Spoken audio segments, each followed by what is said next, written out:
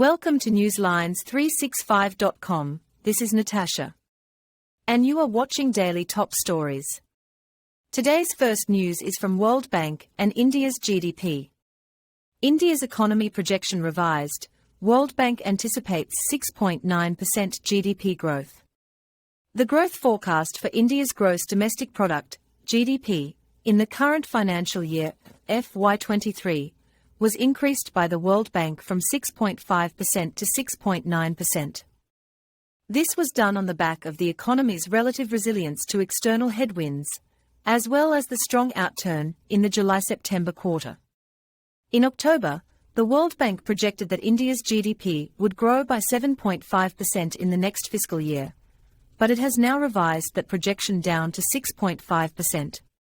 According to August Kouame, Country Director for the World Bank in India, who was quoted in the organization's most recent India Development Update on Tuesday, India's economy has proved impressively robust to the deteriorating external environment, and strong macroeconomic fundamentals have placed it in excellent stead when compared to other emerging market countries.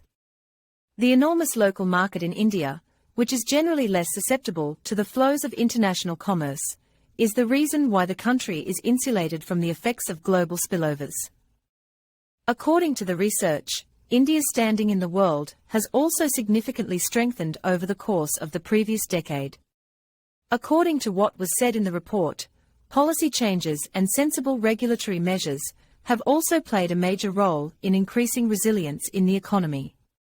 The official statistics that were released last week revealed that India's gross domestic product, GDP, rose by 6.3% in the September quarter. This growth rate is much lower than the 8.4% growth rate that was reported in the same period a year earlier. However, it was better than analysts' forecasts, which was one of the factors mentioned by the World Bank for its most recent growth report. Now next news is from hacking of US COVID-19 funds. Chinese hackers steal millions from US COVID funds, according to the research. The theft of money started in the middle of the year 2020 and affected 2,000 accounts. According to NBC News' reporting, hackers with ties to China are responsible for the theft of millions of dollars worth of relief funds from the COVID.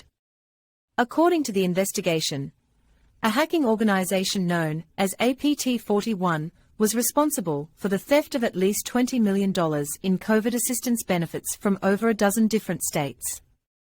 These benefits included small business loans and unemployment subsidies.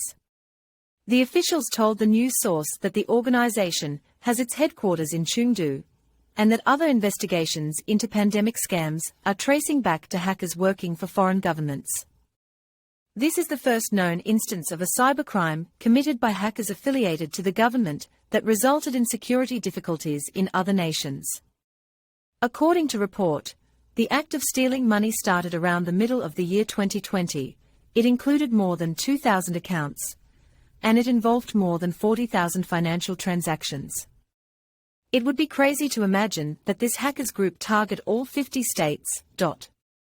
Roy Dotson, the National Pandemic Fraud Recovery Coordinator for the Secret Service, told NBC News.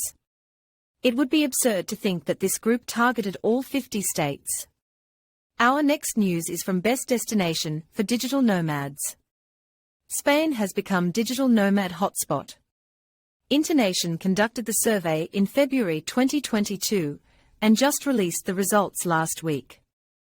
It asked expats to rate their level of satisfaction in 5 main categories, including quality of life, such as a healthy environment and robust public transportation system, ease of settling in, such as friendly local residents, personal finance, such as access to affordable health care, working abroad, such as job security and a stable local economy, and expat essentials, which compiles things like language skills and cultural norms.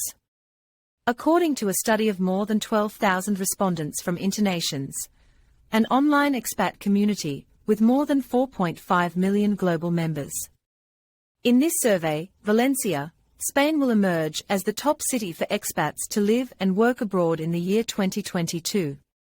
Valencia is the 3rd largest city in Spain, and it was recently named the World Design Capital of the Year due to its extensive collection of architectural marvels. These marvels range from UNESCO World Heritage Sites to Gothic cathedrals built in the 13th century to a futuristic complex called the City of Arts and Sciences. It is the area where paella was first created, and it is located adjacent to a variety of sandy beaches. It also has a vibrant social and cultural destination. The Startups Act was recently passed by the Spanish Parliament with the intention of encouraging entrepreneurship and diversifying the economy. One of the provisions of this act is the creation of a new form of visa for digital nomads, which is scheduled to go into effect in January 2023. Now next news is from Indonesia, where new law has been passed. Indonesian parliament passes startling law of no sex outside marriage. The new criminal code was passed by a majority of parliamentarians during the plenary session. Mostly people have welcomed, but some demonstration by the human rights group were also reported. The Minister of Justice and Human Rights Yasona Lawli said the National Assembly. Premarital and extramarital sex, as well as cohabitation between the unmarried, are criminalized in the recently passed legislation, which has generated much debate. Albert Aries, a spokesman for the Ministry of Law and Human Rights team in charge of disseminating the Criminal Code bill, defended the changes before the vote, saying that the measure will preserve marital institutions. Criminal law reform in Indonesia has been discussed since the country's colonial history under the Dutch. Next news is from Toyota Motors. Toyota leaves hydrogen behind, introduces all-electric fleet. The pace at which electric vehicles are being brought to the market in Europe is going to pick up a significant degree of speed, as a result of Toyota's plan to launch 5 new full-electric models in Europe over the course of the next 4 years. This year, the Japanese firm introduced its first dedicated electric vehicle, the BZ4X SUV. The company has previously announced that by the year 2035, all of its sales in Europe would be zero-emissions automobiles.